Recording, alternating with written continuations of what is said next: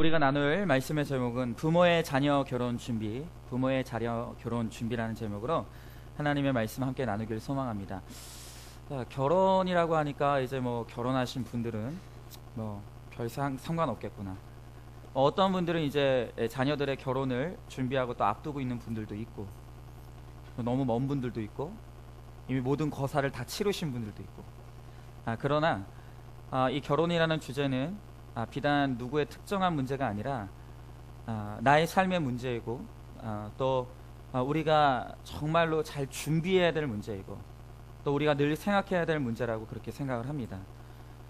그래서 오늘 말씀을 들으면서 결혼을 준비해야 되는 오늘 부모님들은 오늘 이 말씀을 잘 들으시고, 또 이미 자녀들을 결혼한 또 부모님들은 우리 자녀들에게 어떤 것을 조언해 줘야 될 것인가에 대해서 생각해 보시고, 또 뭐 그냥 다 결혼을 시키시고 또 그냥 그렇게 오랫동안 결혼 생활을 이어오신 분들은 나의 결혼 생활은 어떠한가에 대해서도 한번 돌아볼 수 있었으면 좋겠습니다. 여러분, 얼마 전에 신문의 칼럼을 읽었는데, 미국 테네시 대학에서 어떤 남자가 배우자로 좋은가에 대해서 연구를 했다고 합니다.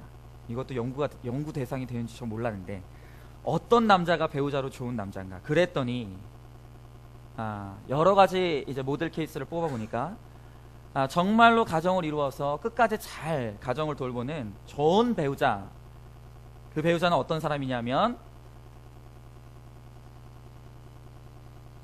못생겨도 성실한 남자가 제일 좋은 배우자라는 연구 결과가 나왔다고 합니다. 별로 놀라시지 않는데, 제일 좋은 배우자란 누구냐?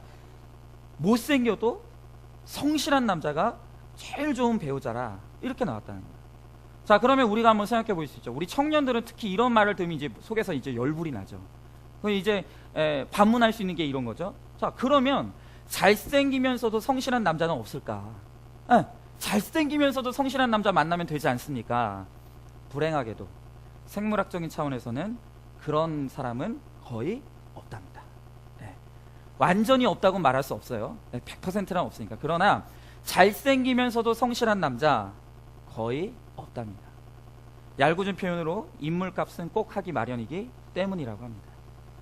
여러분, 우리도 옛말에 사람이 뭐 이쁘면 뭐 인물값 한다 이런 말 하지 않습니까? 근데 이게 우리나라만의 개념이 아니라는 거예요. 자, 그런데 이 연구팀이 이렇게 조사를 해보니까 이것이 인간 세계에서만 통용되는 것이 아니라 모든 인간 체계에서, 특별히 이제 이 세상에 죄악이 들어온 오늘 이후에 발생하는 모든 이 인류 세계에서, 인간 세계뿐만이 아니라 동물 세계에서도 이 법칙은 동일하다는 거예요. 동물 세계에서도 보면 짝을 이루고 그 이후에도 자녀를 잘 양육하고 또 잘 자녀 양육을 돕는 종은 화려하지 않고 못생긴 수컷이라는 공통점이 있더라는 거예요. 동물의 세계에서도 짝짓기를 하고 난 이후에서도 자녀들을 잘 돌보는 종들은 화려하지 않고 못생긴 수컷들이라는 거예요. 여러분, 화려한 수컷들은 이 짝짓기를 하기 위해서는 최선을 다한다고 합니다. 짝짓기를 성공하기 위해서는 최선을 다하지만, 그러나 짝짓기가 성공한 후에는 짝지은 상대방은 물론이고 자식에게도 아무런 관심을 보이지 않는다는 거예요. 가령 예를 들어서 공작새 같은 경우는, 여러분, 이 수컷이 얼마나 이 화려한 자태를 가지고 있습니까? 근데 이 이제 공작새 수컷들이 이 화려한 자태를 가지고 짝짓기를 할 때는 그냥 꼬리를 펼치고 아주 난리를 친다. 온 에너지를 거기에 다 쏟는 거예요. 자, 그래서 짝짓기에 성공을 하게 되면 어떻게 될까요? 그 위에는 짝과 새끼에게는 관심이 없고, 자신의 모든 정력과 에너지를 그 자신의 화려한 꼬리를 치장하고 돌보는데 다 투자한다. 자, 그렇기 때문에 미국 테네시 대학 제임스 맥널티 교수팀은 동물 세계든 인간 세계든 꽃미남일수록 가정생활은 덜 행복할 수밖에 없다는 연구 결과를 내놨다는 거예요. 그러니까 결과적으로 뭐냐? 남성의 경우에 꽃미남보다 못생긴 남성이 가정과 또 자녀 양육에 있어서 훨씬 성실할 수 있다는 결론을 내렸다는 거예요. 제가 이 연구 결과를 딱 보면서 우리 교회의 남자 청년들 한번 생각해 봤습니다. 우리 교회 남자 청년들은 이 기준대로라면 기가 막힌 신랑감들인 거예요. 성실하죠? 그렇죠. 예. 예. 여러분, 그래서 문제가 뭔지 아십니까? 사실 문제는 꽃미녀보다 누가 문제예요? 꽃미남이 더 문제입니다. 더 무서운 게, 꽃미녀보다 더 무서운 게 사실은 꽃미남이에요. 여러분, 우리는 원래 우리나라는 이 남성 중심 사회이기 때문에 맨날 여자 같구만. 뭐 여자가 이쁘면 뭐 저기 뭐지 뭐가 세다 그랬죠? 뭐 뒤웅박팔자라 그랬나? 예. 그리고 뭐 여자가 이쁘면 하여튼 막 그런 거 많잖아. 근데 사실은 꽃미녀보다는 꽃미남이 훨씬 문제라. 그러면은 또 이런 의문이 들죠.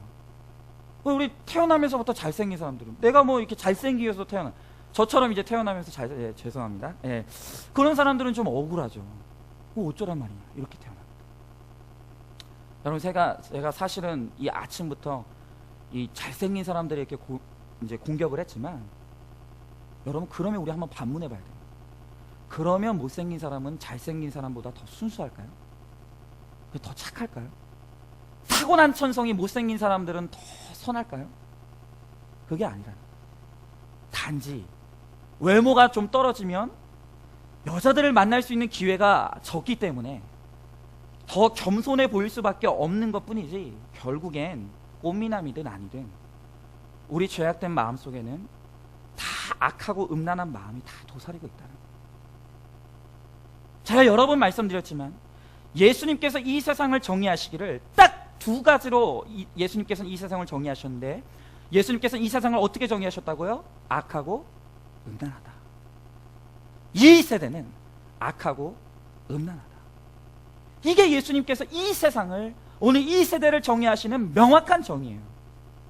여러분, 그렇기 때문에 사람은 근본적으로 진실로 우리 안에 하나님을 만나고 하나님 안에서 이 영혼의 근본적인 변화를 경험하지 못하고 온전한 회개의 역사를 이루지 못하는 한, 여러분, 한 사람만을 평생토록 바라보고 그를 사랑하고 그를 아끼면서 끝까지 우리가 그 가정을 지켜낸다는 것은, 여러분, 불가능한 거예요.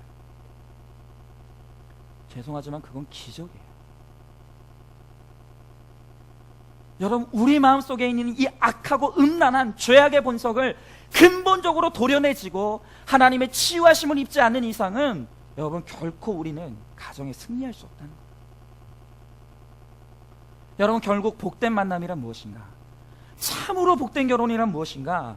그것은 오직 하나님 안에서 이루어질 때만 가능한 것이고, 그렇기 때문에 결혼에 있어서 우리의 절대 기준은 신결혼, 불신결혼이 아닌 신결혼이 반드시 우리의 이 결혼의 절대 원칙이 되어야 한다는 거예요. 여러분, 이 신결혼이라는 이 원칙이 얼마나 중요한지는 오늘 우리가 읽은 이 창세기 24장이에요. 이 창세기 24장은 창세기 전체에서 가장 긴 절을 가지고 있어요. 창세기 24장은 67장까지 있습니다. 이 67절까지 있는데, 이 창세기 24장은 처음부터 끝까지 아브라함이 그의 아들 이삭을 결혼시키는 모든 과정을 상세하게 기록하고 있는 것으로 채워져 있어요.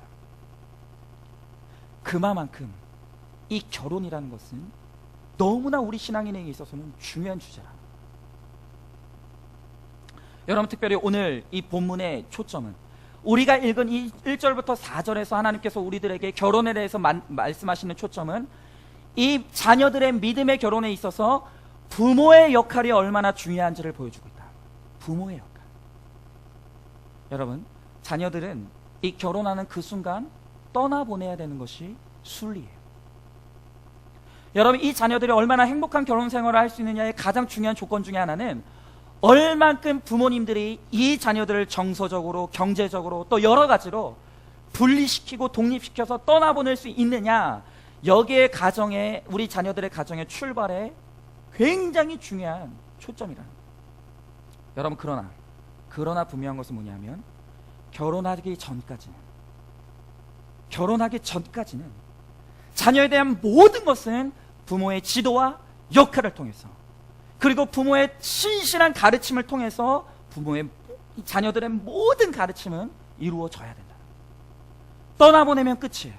그러나 떠나보내기 전까지는 온 정성을 다해서 이 자녀들을 믿음 안에서 길러내야 된다는 거예요. 여러분, 우리 중에 어떤 부모님들은 이 자녀 결혼에 있어서 지들이 좋으면 되는 거야. 그냥 지들 좋은 사람이 만나서 결혼하면 그러면 되는 거야. 이런 말씀하시는 분들이 있어요. 여러분, 저는 이것만큼 무책임한 말이 없다고 생각해요. 그건 정말 무책임한 말이에요. 하나님은 절대로 우리들에게 그렇게 말씀하시지 않는다는 거예요. 여러분, 마치 우리가 우리 자녀들의 결혼의 문제에 대해서 그냥 지들이 좋으면 되는 거야 라고 말한다는 것은 내 자녀들의 가정이 어떻게 되든 그것은 나와 상관이 없어. 그거 똑같은 말이에요.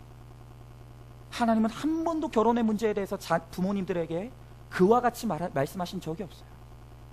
여러분, 부모라면, 특별히 믿음의 부모님이라고 한다면 그 자녀들에게 믿음의 가정을 이루는 것이 얼마나 중요한지 그것에 대한 가치관을 형성시켜주고 또 그것에 대해서 신실하게 가르치는 것이 부모의 절대 사명입니다. 자, 그러면 오늘 이 본문을 통해서 하나님께서 우리들에게 말씀하시는 자녀 결혼 준비에 있어서 부모의 역할이 뭐냐는 거예요. 자녀의 온전한 신결혼, 자녀들의 온전한 축복된 결혼을 위해서 부모님이 준비해야 될 것이 무엇이냐는 거예요. 자, 첫 번째, 이 자녀들의 온전한 결혼을 위해서 부모님들이 준비해야 될 첫 번째 결혼 준비는 뭐냐? 그것은 예배를 통해 자녀들의 축복의 통로를 열어줘야 된다. 온전히 부모님들이 예배의 성공자, 또 온전한 예배자가 되어서 부모님들의 예배를 통해서 자녀들의 축복의 통로가 열려야 된다는 거예요. 자, 오늘 1절에 보니까 이렇게 나와 있어요.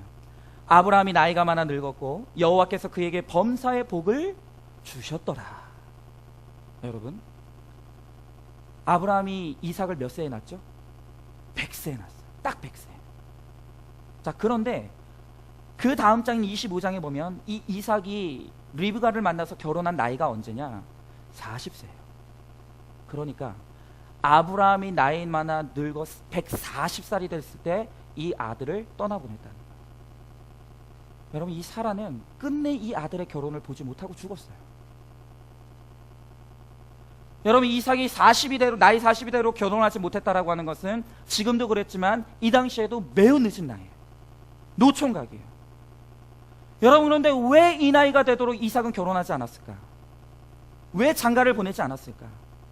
여러분, 이 이삭이 나이가 40이 되도록 결혼하지 않았다라는 것은 이 사실이 우리들에게 깨닫게 하는 굉장히 중요한 사실은 뭐냐? 결혼이란 빨리 하는 게 중요한 게 아니라 조금 늦더라도 올바르게 하는 게 훨씬 더 중요한 문제라는 거예요. 여러분, 이삭이 결혼하지 못해서 안 한 게 아니에요. 아브라함의 가정은 어마어마한 부를 이루고 있었어요. 하나도 문제될 게 없었어요. 그럼에도 이 이삭이 40이 되도록 결혼하지 않은 것은 하나님의 준비된 때를 기다리고 있었던 거예요. 하나님이 예비하신 사람을 만날 수 있을 때까지 믿음으로 기다린 거예요. 여러분, 이삭은 그 수많은 세월 동안 믿음의 연단을 받아오면서 뭘 깨달았습니까?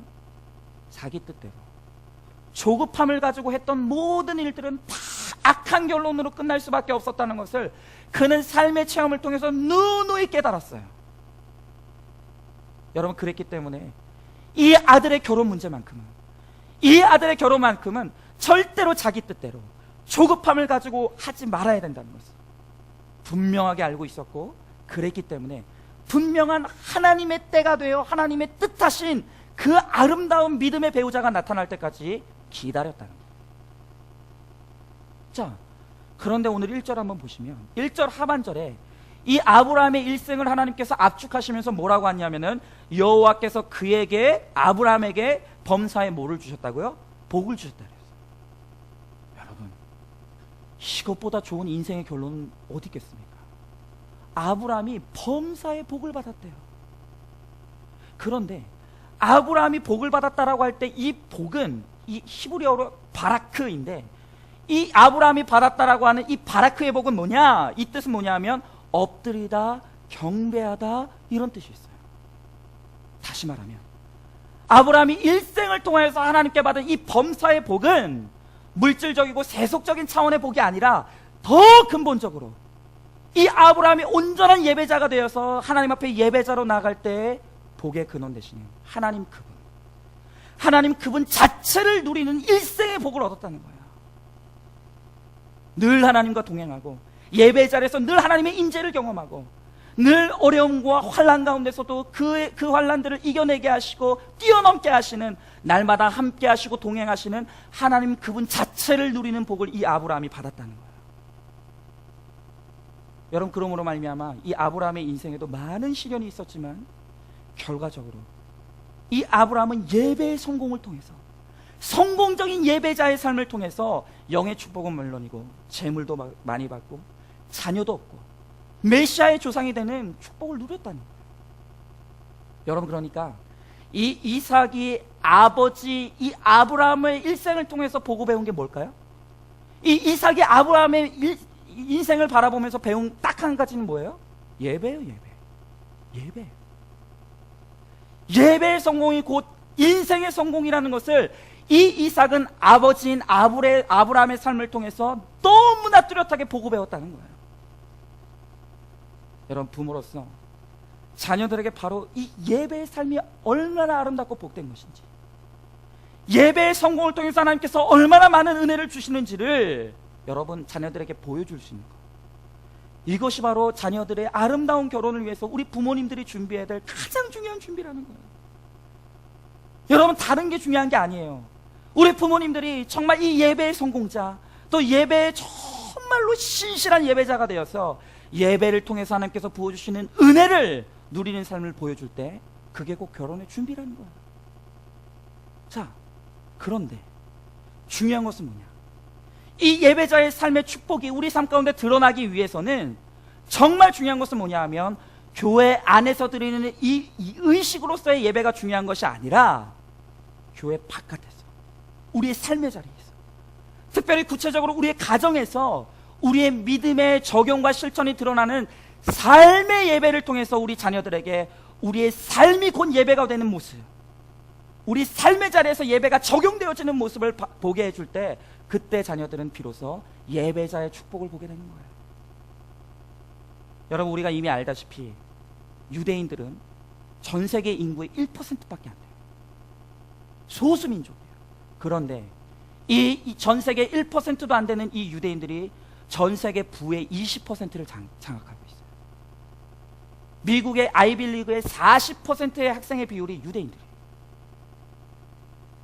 이 세상에 보이지 않는 힘으로 이 세상을 지금 주무르고 움직이고 있는 힘이 오늘 이 세상에 단 1%밖에 안 되는 유대인에 의해서 다 움직여지고 있다는 거예요. 여러분, 이 민족은 1000년 동안 나라를 잃어버렸어요. 1000년 동안 나라를 잃어버린 채로 전 세계에 흩어져서 또돌이 인생을 살았다는 거예요. 그럼에도 불구하고 그들은 신앙의 정체성을 잃어버리지 않았어요. 어디 가나 탁월한 리더가 됩니다. 어디 가나 하나님이 부어주시는 은혜가 있더라는 거예요. 여러분, 그러면 어떻게 이 유대인들이 그렇게 나라를 잃어버리고 떠돌이 인생을 살아가면서 어떻게 그렇게 민족의 정체성, 신앙의 정체성, 그리고 탁월한 민족성을 발휘하면서 살아갈 수가 있었는가? 그것이 바로 유대인들의 가정의 힘이라는 거예요. 가정의 힘. 여러분, 그들은 비록 나라를 잃고 흩어졌지만 가정이 곧 교회예요. 가정이 곧 교회가 되어서 가정 안에서 부모가 자녀들의 신앙을 교육하고 이들이 가장 중요하게 여기는 게 뭐냐면 저녁 식사예요. 이들은 매일마다 저녁 식사 자리에 모두가 앉아요. 그리고 아버지가 그 아버지의 영적인 권위로서 자녀들을 축복하는 거예요. 그리고 식탁의 자리에서 자녀들과 끊임없이 교제하고 대화를 나누면서 그들의 삶을 나누고 신앙을 나누고 또 그들의 내면을 다루는 거예요. 오늘 그 가정 안에서 풍성한 교제, 가정이 곧 교회가 되어지는 그 삶을 통해서 이들은 신앙의 정체성을 유지하고 민족성의 탁월함을 유지하면서 전 세계 리더로 서더라는 거예요. 여러분, 그래서 제가 여러분들에게 꼭 하나 말씀드리고 싶은 건 뭐냐면, 여러분 꼭 기억하세요. 저는 여러분들이 너무 맹목적으로 교회에만 오래 있는 게 반드시 좋은 신앙이 아니라고 생각합니다. 여러분, 예전에는 그냥 맹목적으로 교회에만 많이 와 있으면 그게 그냥 좋은 신앙이라고 생각했어요. 그러나 그게 아니에요. 저는 여러분들이 그냥 교회 안에서만 늘 머물러 있기를 원하지 않습니다. 정말로 여러분들이 이 교회에서 은혜 받았다라고 한다면, 이 교회에서 깨달은 것이 있다라고 한다면 그것은 이 교회 바깥으로 흘러나가야 돼요. 우리의 삶으로 들어가서 구체적인 삶의 적용과 실천을 통해서 오늘 믿음의 축복이 드러나야 되는 거예요. 여러분, 특별히 오늘 너무나 많은 목회자들 자녀들, 그리고 교회의 중직자들 자녀들이 얼마나 많은 상처가 있는 줄 아십니까? 교회의 부모님을 뺏겨서 너무 교회에만 몰두하는 목회자 자녀들, 중직자 자녀들 때문에, 오늘 중직자들 때문에 오늘 자녀들 안에 교회의 부모님을 뺏겼다라고 하는 마음의 상처를 가진 사람들이 너무 많다. 여러분은 잘 모르시겠지만 이 PK라는, 기독교 안에는 PK라는 모임이 있어요. 이 PK의 뜻이 뭐냐, 뭐의 약자냐? 파스터 키즈, 목회자 자녀들의 모임이 있어요. 근데 이 목회자 자녀들이 모여서 1년에 한 번씩 수련회를 하거든요. 목회자 자녀들만. 제가 언젠가 한번 참석한 일이 있는데, 거기에 가면 목회자 자녀들만 모이는데, 그 수련회 가면 목회자 자녀들이 펑펑 웁니다. 펑펑 울어요. 너무 많은 상처가 있는 거예요. 오직 교회에만 너무나 몰두해서 가정과 자녀들을 전혀 돌보지 못했던 그런 목회자의 자녀들, 소외된 목회자의 자녀들이 마음에 많은 상처를 갖고 그 수련회에 와서 펑펑 우는 거야.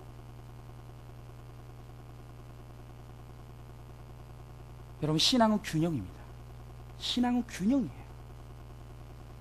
예배와 삶이 일치될 때, 예배자의 삶이 곧 삶의 예배자가 될 때, 그때 비로소 우리의 신앙은 축복으로 드러나는 거예요. 여러분, 저를 고백하자면, 제 개인적인 삶을 고백하자면, 저는 부모님이 이 안산에 와서 개척을 하실 때 제 나이가 7살이었어요. 초등학교도 안 들어갔었어요. 근데 개척 멤버도 없이 아무 연고도 없는 이 안산 땅에 28년 전에 와서 개척을 하셨단 말이에요. 그러니까 그냥 뭐 정신없이 사셨던 거예요. 아침에 일어나시면 두 분이 뭐 신방을 나가시던 무슨 사역을 했든 뭔지도 몰라, 하여튼 그냥 아침에 일어나시면 두 분이 그냥 옷 갈아입고 나가시는 거야. 그것이 7살 때부터 이루어졌던 삶이기 때문에, 뭐 저는 어렸을 때부터 제 기억이 있는 한 학교에서 돌아오면 부모님이 없어요. 집에 계셨던 적이 없어요. 그래서 초등학교 1학년 때부터 집에 오면, 저 지금도 기억나는 게, 그냥 마른 김에 간장에 김치에 밥 넣고 그냥 알아서 밥 먹고, 그리고 설거지하고. 그게 그냥 어렸을 때 삶이었어요. 아무도 없는 집에 들어가서 그냥 있는 반찬 꺼내서 알아서 밥 먹고, 그냥 그래서 알아서 놀고. 그럼 여전히 그때를 생각하면 좀 마음이 서글퍼져요. 물론 이제 철이 들어서는 당연히 그때는 그럴 수밖에 없었다라는 것을 제가 100% 이해해요. 그러나 지금도 아쉬운 것은 뭐냐면, 너무나 돌봄이 필요하고 사랑이 필요하고 교제가 필요했던 그 나이에 너무나 철저하게 방치되어 있었다는 그것이 어쩔 수 없는 마음의 깊은 상처로 지금도 남아있어요. 여러분, 그래서 제가 지금도 제일 싫어하는 게 뭔지 아십니까? 제가 지금도 끔찍하게 싫어하는 게 뭐냐면, 혼자 밥 먹는 거 너무 싫어요. 저는 특별히 밖에 나가가지고 사람들이 많은 데서 혼자 밥 먹는 걸 너무너무 두려워요. 왜냐하면 그렇게 혼자 홀로 남아서 밥을 먹고 있으면 아무도 저 신경 쓰는 사람 없어요. 그럼에도 불구하고 그때 기억이 떠오르는 거예요. 그때 그 어렸을 때 아무도 없는 집에 들어가서 혼자 밥 먹고 있었던 그 시절의 그 기억이 떠오르는 거예요. 너무 싫은 거예요.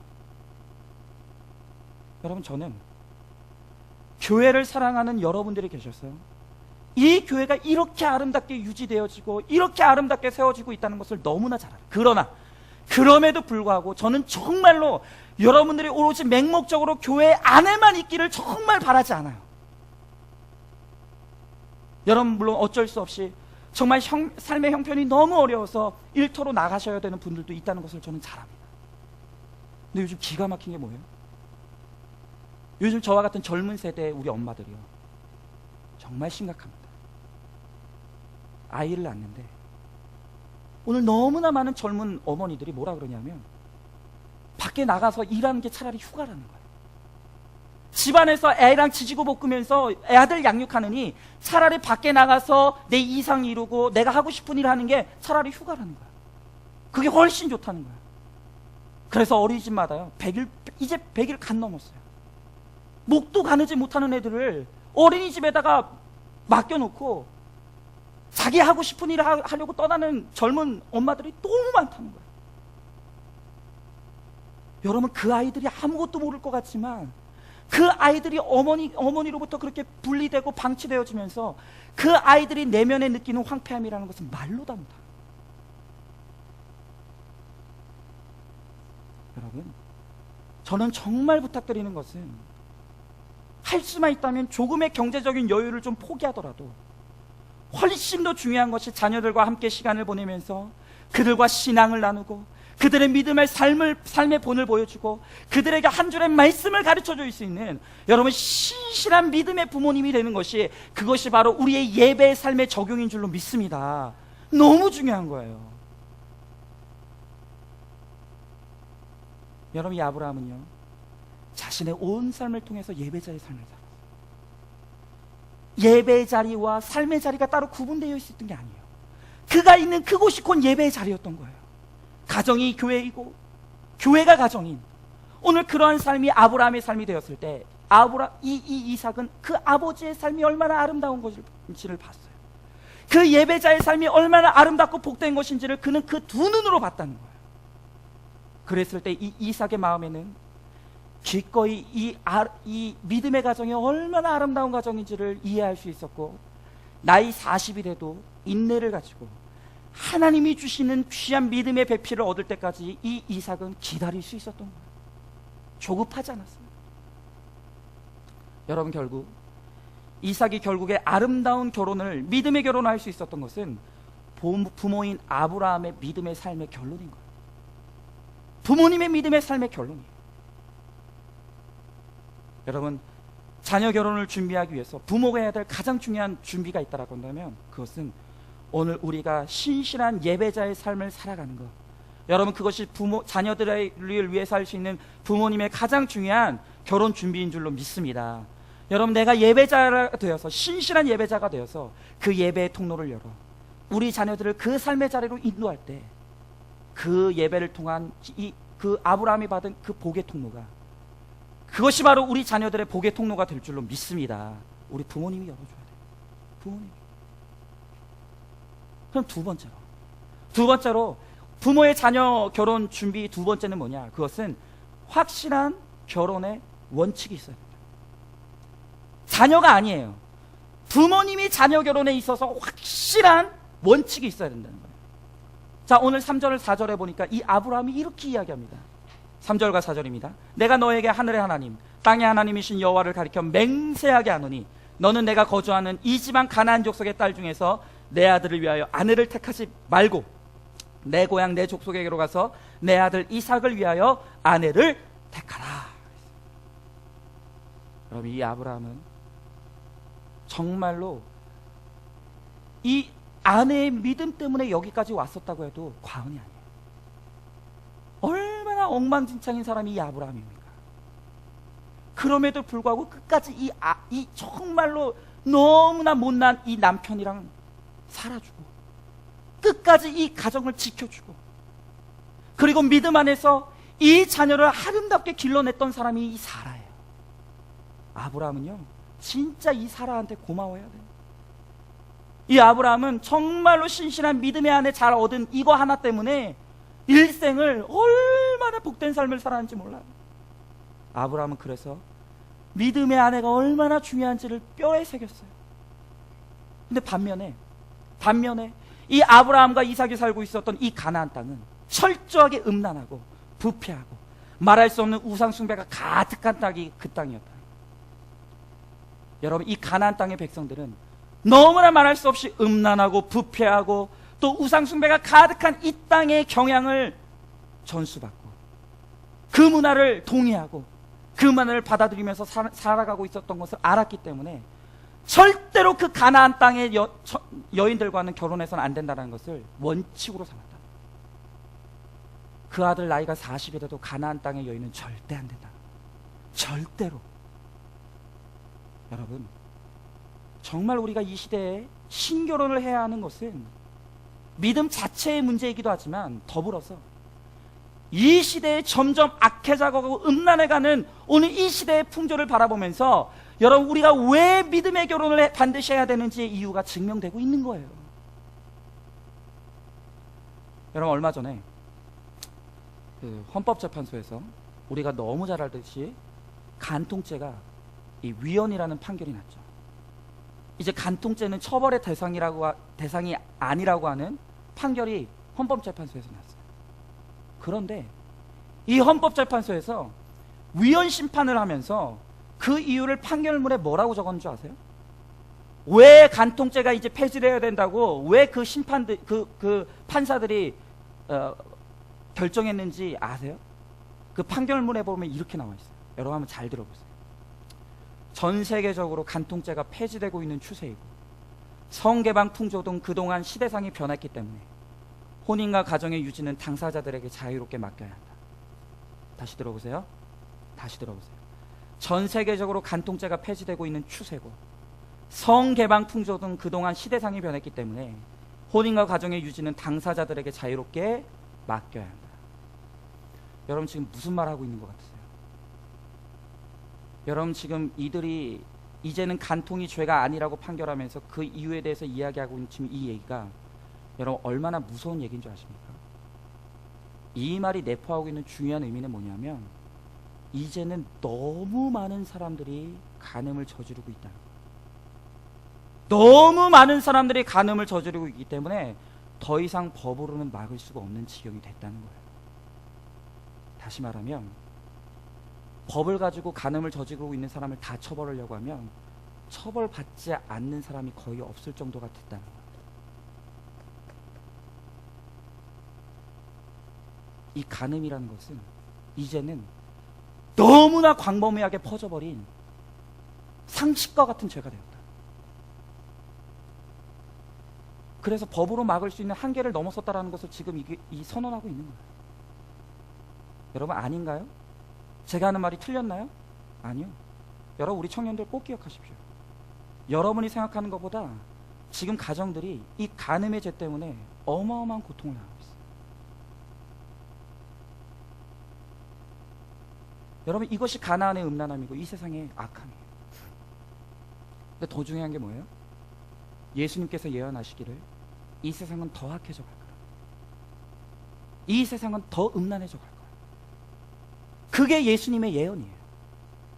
여러분, 그러므로 이와 같이 악하고 음란한 이 세상의 풍조 속에서 이 세상의 풍조를 받아들이고 이 세상의 풍조를 동의하는 이 세대 사람들과의 만남 안에서 나날이 이혼율이 높아지는 것은 필연적인 결과인 거예요. 여러분 이렇게 악하고 음란한 이 세대의 풍조를 기꺼이 받아들이며 살아가는 사람들끼리의 결합의 결론이 뭐겠어요? 당연히 깨어짐이죠. 당연히 이혼이죠. 그러니까 이 세상의 이혼율이 높아지는 것은 당연한 결과예요. 그 말은 반대로 말하면 정말 우리가 아름답고 견고한 가정을 이루고 우리 자녀들이 정말로 가정 천국을 이루는 모습을 보기를 원한다라고 한다면 여러분 반드시 필연적으로 이 세상과 구별됨을 추구하는 믿음의 결혼이 필요하다는 거예요. 여러분 하나님 예수님께서 우리들에게 뭐라고 말씀하셨습니까? 너희는 이 세대를 어떻게 하지 말라고요?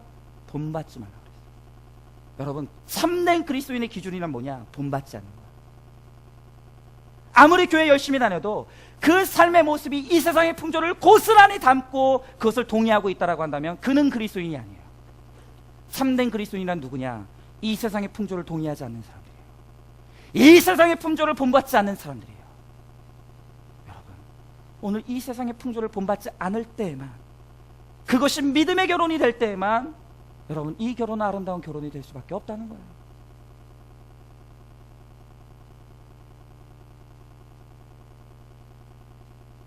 여러분 요즘 텔레비전에서 이상한 청년 하나가 톡 튀어나와가지고 지금 난리를 치고 있습니다. 여러분 요즘 텔레비전을 보시면 알겠지만 이상한 청년 하나가 요즘 톡 튀어나와가지고 아주 그냥 그 논란을 일으키고 있어요. 근데 이 청년이 누구냐? 가수인데 강균성이라고 하는 남자 가수예요. 근데 이 청년이 요즘 텔레비전에 나오는 곳마다 거의 이 사람은 요즘 텔레비전을 틀면 다 나온다고 보시면 돼요. 근데 이 청년이 나오는 곳마다 부르짖는 게 뭐냐면 혼전순결이에요. 혼전순결 해야 된다. 이 말을 할 때마다 사람들이 비웃어요. 비웃어도 고집스럽게 혼전순결 해야 된다고 부르짖어요. 이 청년이 왜 이렇게 혼전순결을 해야 된다고 부르짖느냐. 제가 최근에 어떤 기독교 매체와 이 청년이 인터뷰를 한 내용을 봤는데 이 청년이 이렇게 이야기했어요. 잘 들어보세요. 뭐라고 이야기했냐면 이렇게 이야기했어요. 제가 이제까지 순결을 늘 지켰던 것이 아닙니다. 저도 예전에는 성적으로 문란했을 때가 있었습니다. 그러나 제가 이제야 와서 지금이라도 이 혼전순결을 지키고 그것을 부르짖는 이유는 그것이 하나님이 우리에게 주신 명령이라는 것을 비로소 깨달았기 때문이고, 순결은 제가 미래의 배우자에게 줄 수 있는 가장 큰 선물이라는 것을 깨달았기 때문입니다.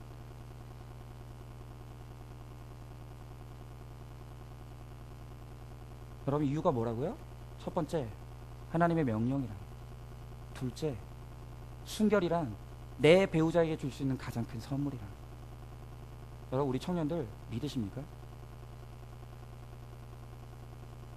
여러분, 긴 이유 달지 마세요. 왜 우리가 순결을 지켜야 됩니까? 왜 우리가 이 세상의 악한 풍조를 본받지 말아야 됩니까? 하나님의 명령이기 때문에. 그리고 그것만이 가정을 아름답게 지킬 수 있는 힘이기 때문에. 여러분, 오늘 우리 청년들 중에 이제까지 못 지킨 사람들이 있을 수 있어요. 괜찮아요. 지금부터 온전하게 하나님 앞에 우리의 몸을 드리십시오. 순결하게 드리십시오. 그러면 그 믿음의 순종이 우리로 하여금 아름다운 가정을 이끌어가게 만든다는 거예요. 여러분, 우리 교회도 처녀 총각들 많아요. 여러분, 우리 교회 이 교세에 비해서 지금 우리 청년들이 얼마나 많은 줄 아십니까? 청년들 굉장히 많은 거예요. 저는 여러분들한테 분명히 말씀드리지만 웬만하면 우리 청년들이 교회 안에서 교제하고 사귀다가 결혼했으면 좋겠어요. 여러분, 어떤 어른들은 교회 안에서 교제 나누면 너무 부작용이 많다고 안 된다고 하시는 분들이 있는데, 여러분, 그러면 얘네들이 교회 안에서 교제하지 말라고 하면 안 하던가요? 해요. 숨어서 해요. 여러분, 얘네들 교제하지 말라고, 교회 안에서 교제하지 말라고 막으면요, 그럼 좋나요? 얘네들이 밖에 나가서 불신결혼하는 거예요. 차라리 좀 위험해도, 좀 불안해도 이 아이들이 믿음 안에서 교제를 나누다가 믿음의 사람들과 함께 만나서 결혼하는 게 저는 훨씬 좋다고 생각해요. 여러분, 사실 정말 이 아이들이 믿음 안에서 결혼 못해도, 그리고 헤어져도 괜찮아요. 제가 교회에서 쭉 사역을 하다 보니까 제일 문제는 뭔지 아세요? 어른들이에요. 어른들이 너무 말이 많으세요. 청년들이 좀 사귀고 있으면 쟤들 사귄다며, 쟤들 사귄다며. 그러다가 또 헤어지면은 야, 니네 요즘 왜 안 만나? 부담을 막 주는 거예요. 부담을. 여러분, 얘들은 그냥 내버려두면 지들끼리 만났다가 좋으면 결혼할 것이고 안 맞으면 그냥 헤어질 것이에요. 제가 잘 지도할게요. 그냥 어른들은 그냥 지켜봐 주시면 되는 거예요. 얘들이 뭘 어떻게 하든 솔직히 말씀드려서 여러분들은 처녀총각 때 교제 안 하셨습니까? 근데 그게 무슨 얼마나 대단한 일이라고. 쟤들 사귄다며? 언제 됐어? 야, 니들 언제부터 만났어? 또 뭔가 좀 아닌 것 같으면 야, 니들 왜 안 만나? 여러분, 어른들만 지켜봐주면, 어른들만 묵묵히 지켜봐주면 이 청년들은 괜찮아요. 제가 좀 잘못하는 것 같으면 제가 그냥 잡아버릴게요. 그냥. 걱정하지 마세요. 근데 문제는 뭐냐, 저는 정말로 이 청년들 지금 이어주려고 진짜 엄청 애쓰고 있거든요. 제발 좀 만나라, 제발 좀 교제하라. 근데 이 청년들이 입에 달고 다니는 게 뭐예요? 내 타입이 아니라는 거예요. 내 타입이 아니라는 거예요. 정말 제가 이 설교 시간에 이런 말씀 드려서 죄송하지만 환장하고 미치고 펄쩍 뛰겠어요, 진짜. 이 청년들이 원하는 건 뭐냐? 딱 하나요. 눈에 보기에 보암직도 하고 먹음직도 하고 탐스럽기까지 한 그 사람이에요. 여러분, 그런데 한번 제가 우리 어른들한테 여쭤볼게요. 눈에 보암직도 하고 먹음직도 하고 탐스럽기까지 한 게 뭐예요? 선악과죠. 그 그 먹으면 어떻게 됩니까? 죽어요. 근데 우리 청년들이 뭣도 모르고 깨방정 떨면서 내 타입이 아니라는 거예요. 내 타입이. 여러분, 제가 아까 말씀드렸죠? 연구 결과, 우리나라도 아니고 미국의 연구 결과, 결혼 생활을 잘할 수 있는 배우자는 어떤 사람이라고요? 못생기고 성실한 남자. 제가 단언하는데 우리 교회 남자 청년들은 1등 신부감이에요. 1등 신랑감이에요. 장담해요. 얼마나 성실한데요. 그리고 얼마나 그런데요. 근데 이걸 못 봐요. 왜 못 봐? 이걸 못 보는 거예요. 분명히 말씀드리지만 오늘 이 말씀은 물론 부모님들의 자녀 결혼 준비예요. 그러나 우리 청년들 아무것도 기억 안 해도 좋아요. 딱 하나만 기억하시면, 오늘 설교에서 딱 하나만 기억하시면 돼요. 꽃미녀보다 무서운 게 누구라고요? 대답하세요. 청년들만. 꽃미녀보다 무서운 게 누구라고요? 할렐루야. 이것만 기억하시면 돌아가시면 돼요. 여러분, 문제는 뭐냐? 청년들은 그럴 수 있어요. 얘들이 결혼해봤습니까? 얘들이 살아봤습니까? 얘들은요, 삶의 경험이 짧아요. 사람을 몰라요. 결혼을 안 해봤어요. 그러니까 이 청년들은 너무나 설익은 눈과 기준 가운데서 그런 거에 눈이 팔릴 수밖에 없어요. 청년들은 원래 그래요. 그러면 이 설익은 청년들에게를 온전하게 이끌어주고 올바른 원칙을 세워주고 온전한 가치관을 누가 세워줍니까? 부모님이죠. 부모님이 해야죠. 아니, 이렇게 불완전한 청년들한테 결혼을 지 좋은 사람한테 맡기겠다고요? 여러분, 그것은 우리 자녀들을 불구덩이에 뛰어들게 하는 거 똑같은 거예요. 결혼에 관한 한 성경에 입각한 바른 기준과 가치를 잡아주고 그것이 왜 중요한지를 가르치고 우리의 자녀들을 위해서 끊임없이 기도할 때에만 우리의 자녀들이 신결혼 안에서 온전한 구원의 공동체를 이루며 아름답게 가정천국을 이루는 삶을 살아갈 수가 있다는 거예요. 여러분, 그러려면 부모님들이 준비되셔야 되는 거예요. 부모님들이 준비되셔야 되는 거예요. 온전한 예배의 성공자로 서시고, 그래서 예배자의 삶이 얼마나 아름답고 예배자의 삶이 얼마나 복된 것인지를 여러분들이 삶으로 보여주셔야 되는 거예요. 두 번째는 뭡니까? 오늘 분명한 원칙과 기준을 가지고 이 악하고 패역한 너무나 음란한 이 시대 가운데서 오직 구별됨을 이루는 이 세대를 본받지 아니한 순결한 주의 청년들만이 오늘 온전한 결혼을 이룰 수 있다는 것을 확신하면서 분명한 원칙을 가지고 이 자녀들을 가르쳐야 된다. 이런 말씀을 마칩니다. 이 시대가 점점 악해져 가고 있어요. 너무나 많은 가정들이 깨어지고 고통을 당하고 있어요. 여러분, 정말 우리가 다 말을 하고 있지 않을 뿐이지 지금 얼마나 많은 가정들이 가정의 깨어짐을 경험하고 오늘 이 가정 안에서 음란함의 이 문제 때문에 얼마나 많은 가정들이 고통을 당하고 있습니까? 여러분, 우리 자녀들이 결단코 이 아픔을 답습해서는 안 돼요.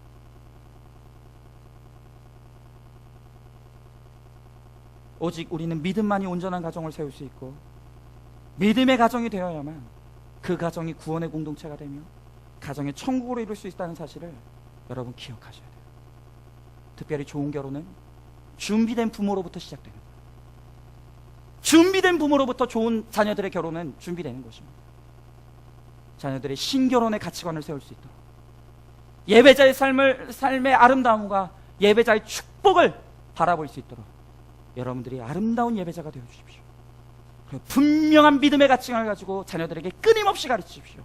그러면 여러분들의 눈으로 여러분들의 자녀들의 가정이 아름답고 복되며 가정의 천국을 이루는 모습을 여러분들의 두 눈으로 보게 되는 귀한 은혜를 반드시 누리게 될 줄로 믿습니다. 여러분, 이 시간 우리 다 같이 한번 기도하길 원합니다. 여러분, 이 시간 기도할 때 오늘 이 세대는 너무나 악하고 음란하다 그랬어요. 더 이상 법으로도 막을 수 없는 음란함이 지금 넘쳐나고 있습니다. 오늘 이 약한 세대 가운데서 우리의 가정을 지키고 우리 자녀들이 아름다운 인생을 살아가게 할 수 있는 것은 구별됨 밖에 없어요. 이 세대를 본받지 아니하고 하나님의 선하시고 온전하시고 아름다운 뜻이 무엇인지를 분별하는 그 믿음 안에서의 결혼만이 정답이라는 것입니다. 여러분, 도대체 우리 부모님들이 무엇을 기준으로 삼고 있습니까? 오늘 시간 기도할 때 하나님, 다시 한번 우리의 가정의 생활을 돌아봅니다. 나는 과연 자녀들에게 온전한 예배자의 삶을 보여줬는지, 예배자의 아름다움을 보여줬는지, 그리고 내 안에는 정말 하나님이 원하시는 온전한 기준이 있는지, 이 세상의 헛된 기준과 동의하고 그것에 발맞추어서 자녀들에게 정말로 옳지 않은 기준만을 제시하면서 그렇게 살아왔진 않은지 우리 돌아보길 원합니다. 그리고 우리 청년들 특별히